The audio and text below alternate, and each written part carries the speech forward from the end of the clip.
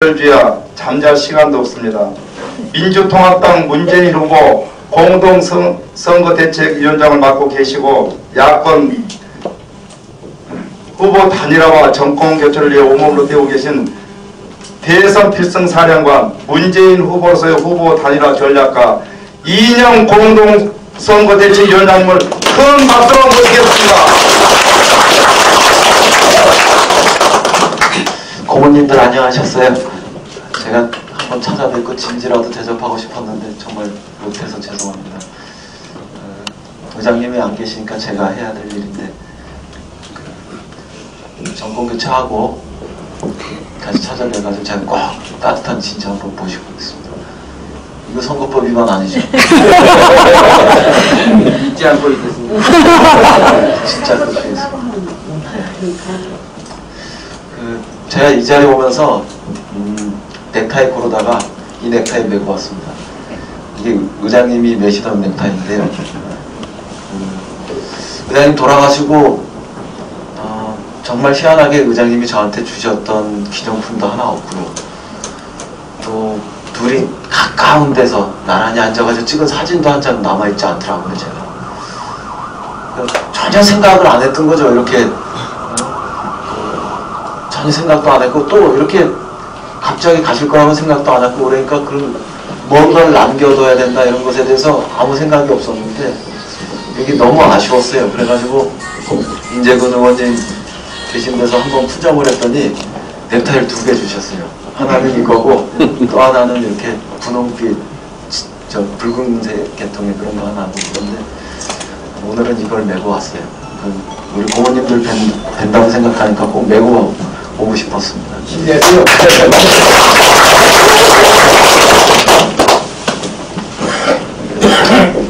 의장님 계셨으면은 2012년 12월 대선의 해법이 뭡니까? 이렇게 여쭤보면은 이렇게 대답하셨을 것 같아요. 후보 단일화. 제 생각이나 고모님들 생각하시는 거 다 같죠? 네. 그렇습니다. 후보 단일화해야 정권 교체하는 거죠. 그리고 정권 교체를 해야 새로운 대한민국의 문이 열리는데요. 그 전에 이명박 정권 하에서 정말 너무나 실망하고 너무나 배신감 느끼고 이랬던 거 그러면서 팍팍하고 고단했던 우리 삶 이런 것들이 해결되니까요. 그러니까 저는 의장님 계셨으면은 반드시 정권 교체해야 된다 이렇게 생각하셨을 거고 그 정권 교체를 위해서 후보 단일화를 반드시 해야 된다 이렇게 생각하셨을 거라고 생각합니다. 후보 단일화 하면은 정권 교체합니다. 어떤 사람은 후보 단일화 한다고 정권 교체되는 거 아니다 이렇게 얘기하는데요. 저는 그렇게 생각 안 합니다. 그럼 우리가 후보 단일화만 해놓고 손 놓고 있겠습니까? 이제 후보 단일화 했으니까 다 됐어 하고 손 놓고 있으면서 정권 교체 저절로 된다고 생각하겠습니까? 그렇지 않지 않습니까? 후보 단일화 해놓으면 더 신나게 더 신명나게 정권 교체를 위해서 더 열심히 뛰지 않겠습니까? 자신감도 더 생기고 그러니까 저는 후보 단일화만 하면은 정권 교체 저절로 되는 거 아니다 이렇게 얘기하는 건 하나만 한 얘기라고 생각합니다. 후보 단일화를 늦추려고 하거나 피하고 싶거나 이런 사람들이 하는 얘기라고 생각합니다. 반드시 후보 단일화하면 저는 정권 교체한다 이렇게 생각합니다. 정권 교체가 우선이 아니라 정치 혁신이 우선이다 이렇게 이야기하는 분도 있습니다. 저는 그거 꼭 옳은 얘기 아니라고 생각합니다. 정치 혁신 하기 위해서도요 정권 교체가 꼭 필요한 거 아니겠습니까?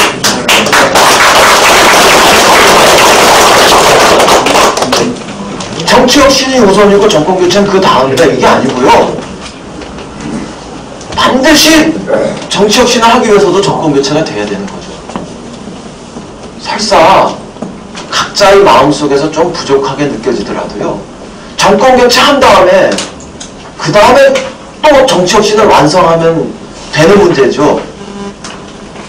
그런데 내 마음에 드는 정치 혁신이 안 됐기 때문에 정권 교체는 그 다음 문제다 이렇게 얘기하는 건 전 틀린 얘기다 그렇게 생각합니다. 그리고 이 시대의 정권 교체야말로 가장 확실한 정치 혁신의 길이기 때문에 우리가 정권 교체를 이야기하는 거지 정권 교체만 하고 정치 혁신 안 하려고 그렇게 정권 교체 얘기하는 사람은 없지 않겠습니까? 전 그런 면에서 정치 혁신의 길과 정권 교체의 길은 거의 같은 길이고 그 정권 교체를 통해서 정치 혁신이 완성되는 것이기 때문에 반드시 정권 교체를 해야 된다 이렇게 생각합니다. 그런 면에서는 우선 정치 혁신하고 그 다음에 정책과 비전을 합의하고 그런 다음에 후보 단일화하고 그걸 통해서 정권 교체하자 이렇게 이야기하는 건 순서는 따박따박 맞는 얘기지만요 사실은 한꺼번에 해도 되는 일입니다. 그 어르신들 군대 다녀오셨을 텐데요. 저는 데모하다가 국방부에서 군대 오지 말라고 해서 못 갔습니다.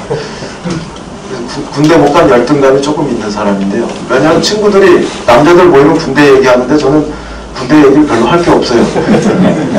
그래가지고 그럴 때 좀 어깃장 놓고 싶은 마음이 생기면 징역 얘기합니다. 근데 군대 갔다 온 친구들 얘기 들어보면 국방부 시계는 그렇게 안 돌아간답니다. 그래서 제가 그럽니다. 맞아. 그럼 네가 뭘 하느냐. 그럼 제가 징역 가서 보니까 법무부 시계도 되게 안 돌아가요. 근데 제가 정치인이 돼서 국회의원이 되고 보니까요. 낙방했을 때는 선관위 시계가 그렇게 잘 안 돌아가는데요. 당선되고 나니까 선관위 시계가 금방 사실 정치하는 사람들한테 선관위 시계는 무섭게 빨리 돕니다. 대통령 선거가 이제 43일도 채 안 남았지 않습니까? 후보 등록할 시간은 25일, 26일 생각하면 지금 20일 조금 더 남은 거 아닙니까? 선관위 시계가 굉장히 빨리 돌고 있는 겁니다. 선관위가 우리나라 선거법이 딱 정해놓은 시간표가 우리가 준비 안 됐으니까 기다려줍니까? 그렇지 않겠습니까? 그래서 사실은 그 민주당 쪽에서 문재인 후보 쪽에서 정치 혁신하고 정책과 비전 합의하는 거하고 후보 단일화하는 거하고 좀 동시에 하자.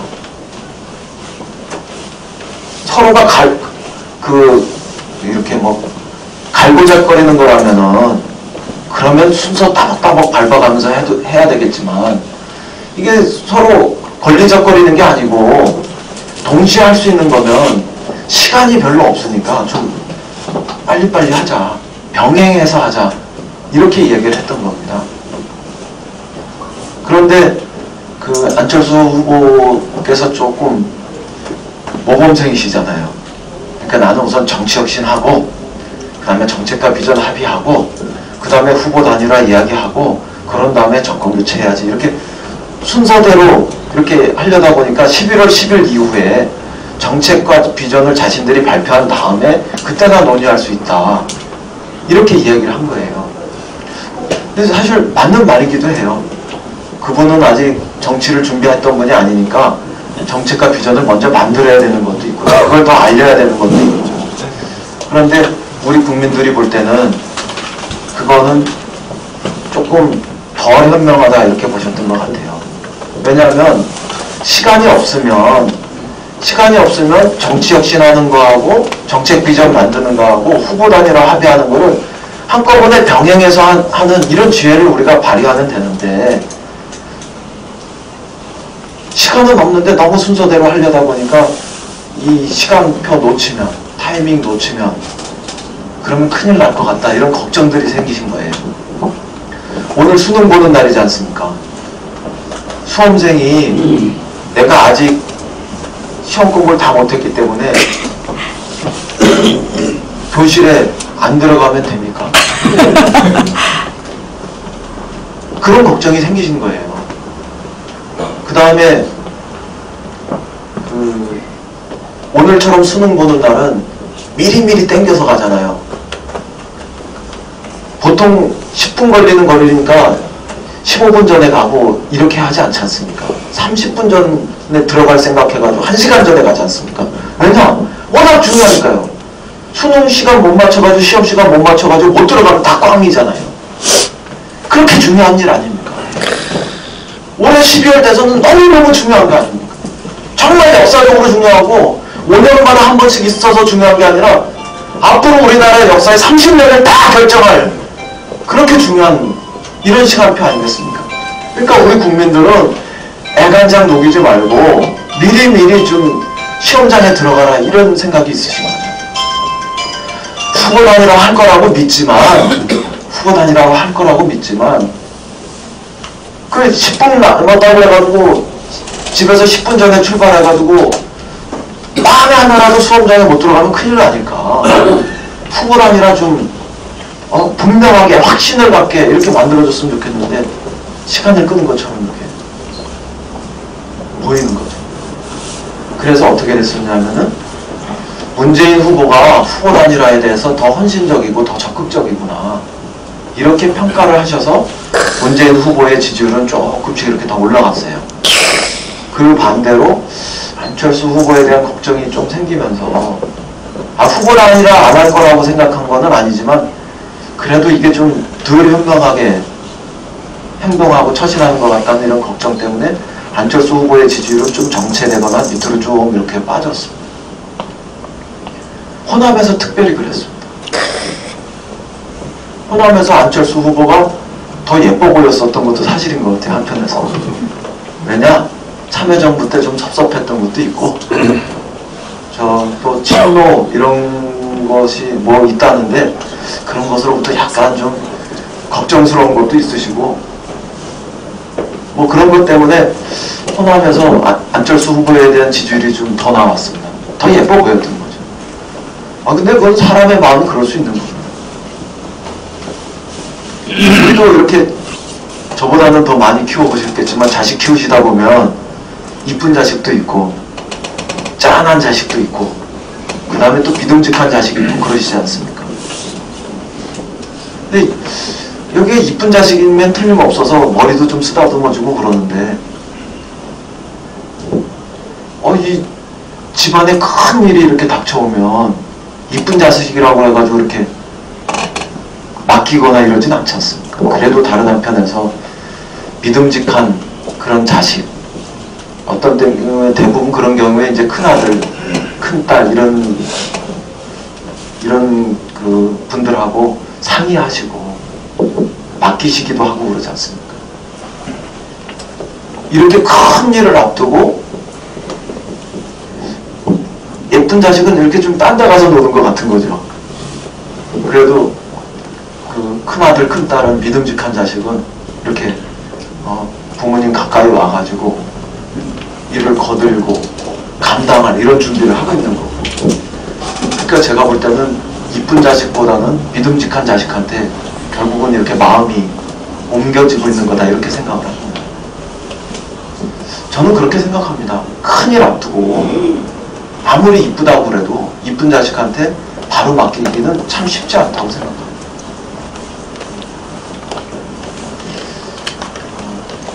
문재인 후보가 저는 우리들 마음속에서 어르신들 마음속에서 그런 이쁜 자식하고 믿음직한 자식으로 놓고 보면 믿음직한 자식으로 눈에 들어오기 시작했다 이렇게 생각합니다.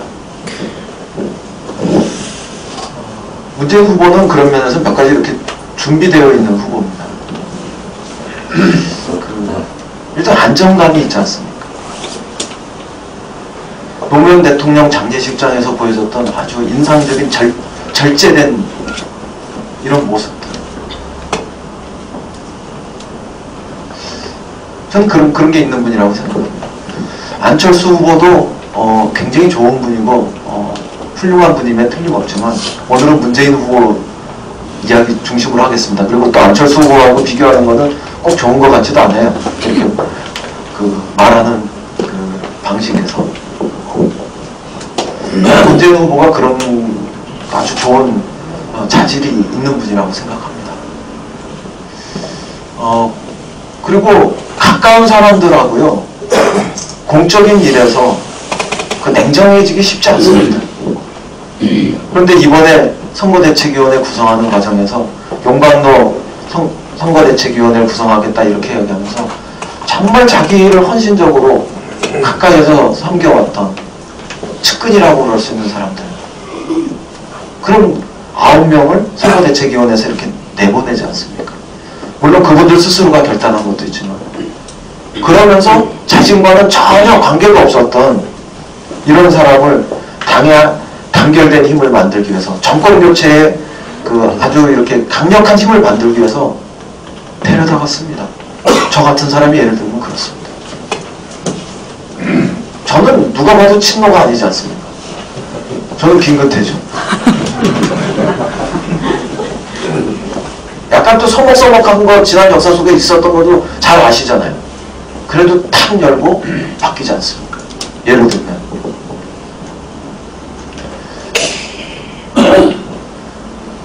이거는 자기 사람 데려다가 쓰는 이런 거하고는 다른 모습을 보여주고 있는 거예요. 거기다 문재인 후보는 국정 운영에 경험이 있습니다. 대통령은 정말 혼자서 하는 일이 아닙니다. 수백 수천 명의 묵혀있는 사람들하고 결사적으로 힘을 합쳐가지고 똘똘똘 뭉쳐서 하지 않으면 국가 운영이라는 게 쉽지 않습니다. 혼자서도 잘할 수 있지만 여럿이서 함께 해야지 더 잘할 수 있는 일이 대통령입니다. 뛰어난 사람 혼자서 물론 할 수 있습니다. 김대중 대통령만한 이런 분이 다시 있으면 또 그분 중심으로만 다 할 수 있죠. 근데 지금은 그렇지 않지 않습니까? 더군다나 우리의 앞날이 어떻습니까? 세계 경제가 어려워서요, 대통령 당선되자마자 그것이 한국 경제를 어렵게 만드는 이런 요인을 막아내고요, 이렇게 비상하게 움직여야 돼요. 이미 가계부채 같은 걸로 어렵잖아요, 우리 서민들의 삶이.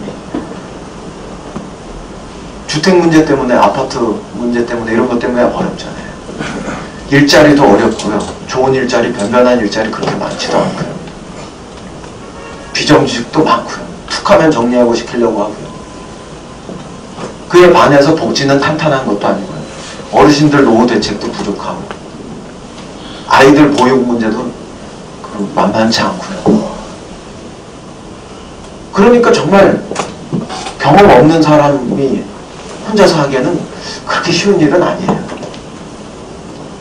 근데 대통령 비서실장하고 그러면서 권력은 뭐 그렇게 있었는지 없었는지 제가 잘 모르겠지만 대통령이 본 걸 웬만하면 다 봤을 거 아닙니까?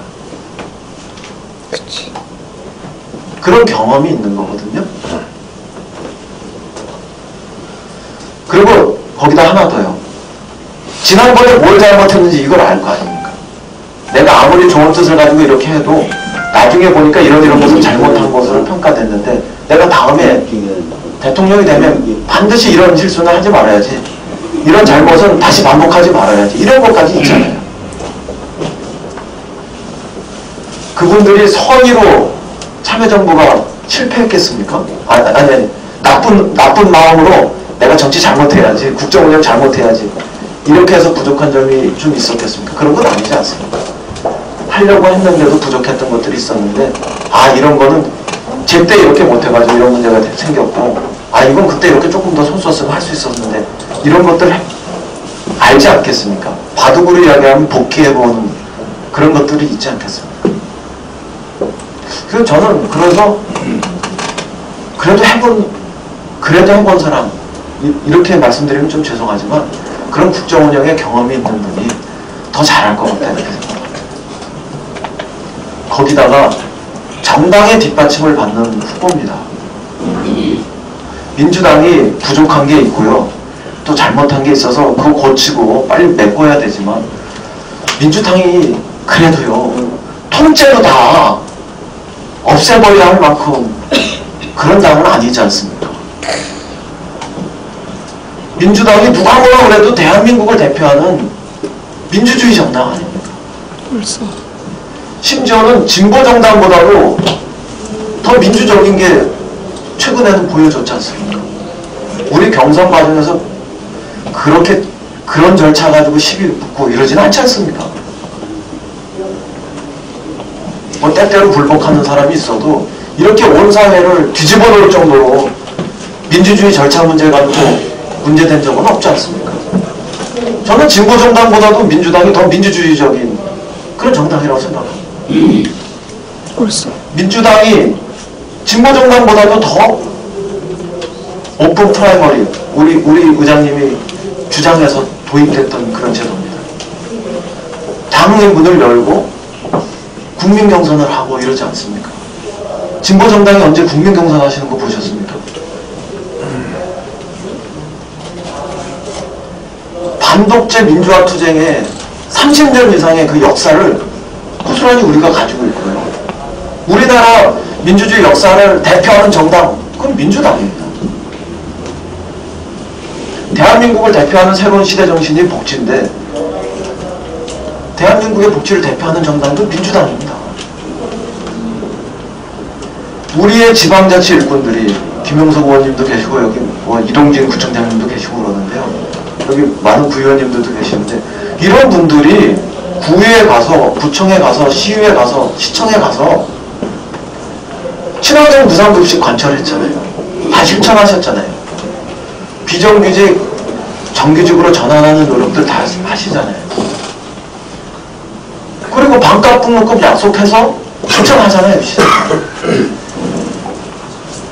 우리가 하는 겁니다.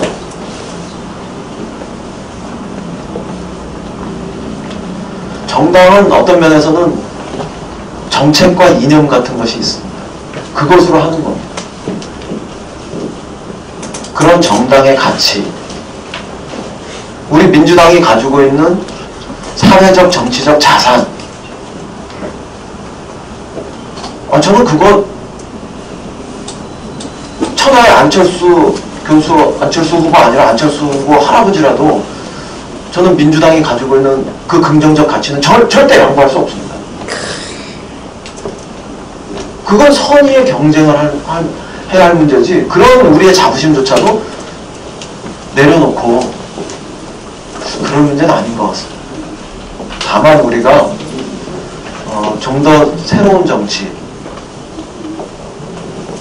좀 더 기득권을 버리는 정치, 이런 것들은 과감하게 하지 못하는 부분들이 있습니다. 그거는 우리가 안철수 교수가 지적하는 것도 있으면 받아들이고요. 그 이전에 국민들이 따갑게 질책하는 걸 받아들여서 혁신하면 되는 문제지, 우리가 후보이기를 포기하는 이런 걸 통해서 해결되는 문제는 저는 아니라고 생각합니다. 그래서 이런 민주당의 가치, 이것에 뒷받침 받는 문재인 후보, 그리고 우리 손으로 우리가 가장 자랑스러워하는 국민 경선이라는 이런 민주적이고 개방적인 절차를 통해 가지고 만들어 온 후보,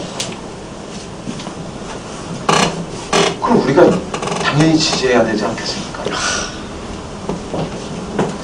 끝으로 한 말씀만 더 올리면, 그냥 우리 편이니까 찍자, 이런 말씀으로 받아들이시지는 이제 않으실 거라고 생각합니다. 팔이 안으로 굽어야지, 그냥 단순히 이런 말씀으로 받아들이시지는 않을 거라고 생각합니다.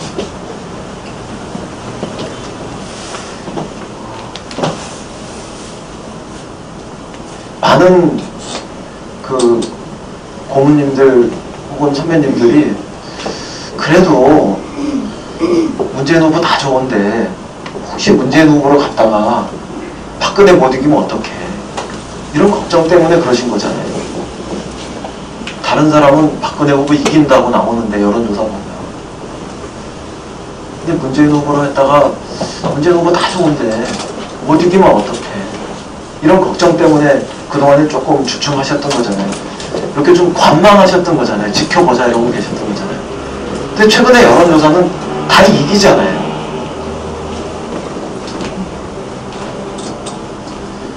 기왕이면 다 훔치마, 이렇게 말씀드리면 결례입니까? 둘 다 이길 수 있다면, 실제로 둘 다 이기는 게 너무 좋고요. 그러시지 않습니까? 둘 다 이길 수 있다는 게 너무 좋고요. 하나로 단결만 하면, 후보 단일화만 되면 둘 다 이길 수 있다는 게 우리한테 너무 좋은 거 아닙니까? 그러면 숨겨놨던 마음들, 우리 당원들의 마음들 이런 걸 이제 꺼내서 문재인 후보를 열심히 지지해 주셔도 된다 이렇게 생각합니다. 조금 지켜보시던 마음들, 조금 지켜보자 유보했던 마음들 이제 다시 앞으로 내놓으시고요. 문재인 후보 적극적으로 지지해 주시면 문재인 후보도 분명하게 이기지 않겠습니까? 다행스러운 거는요. 문재인 후보를 지지했던 사람이 안철수 후보로 단일화됐을 때 지지하는 비율, 또 안철수 후보를 지지했던 사람이 문재인 후보로 단일화됐을 때 지지하는 비율, 이런 부분들이 몇 퍼센트 정도만 좀 빠지고 나머지 고스란히 오면 안 돼요.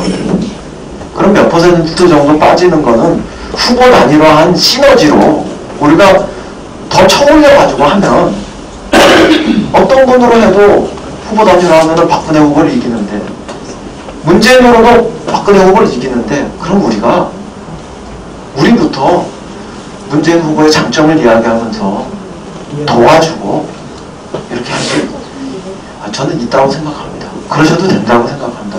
또 그럴 때가 됐다고 생각합니다. 그리고 무엇보다요, 후보 단일화를 위해서 더 헌신적이었던 이런 점들은 우리가 손잡아주고 평가해주고 앞길 나가는데 문을 활짝 열어줘야 된다고 생각합니다.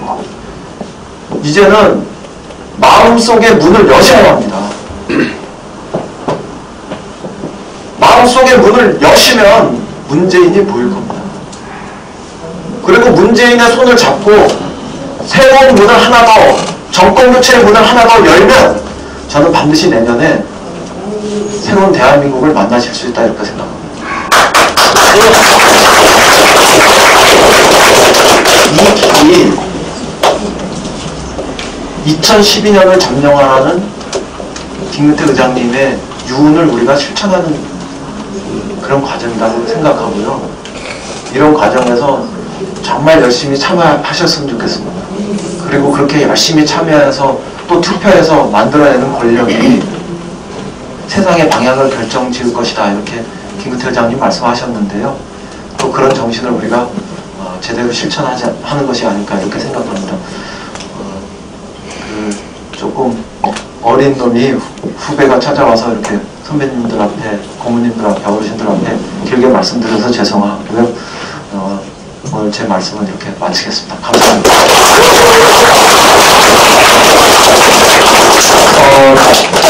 대선 필승 전략가, 또 후보 단일화 전략가, 꼭 그런 전략을 이번에 대선 승리, 정권 교체에도 꼭 일조해서 함께 해달라는 의미에서 우리 이인영 전 최고위원님께 다시 한번 큰 박수 한번 보내드리겠습니다.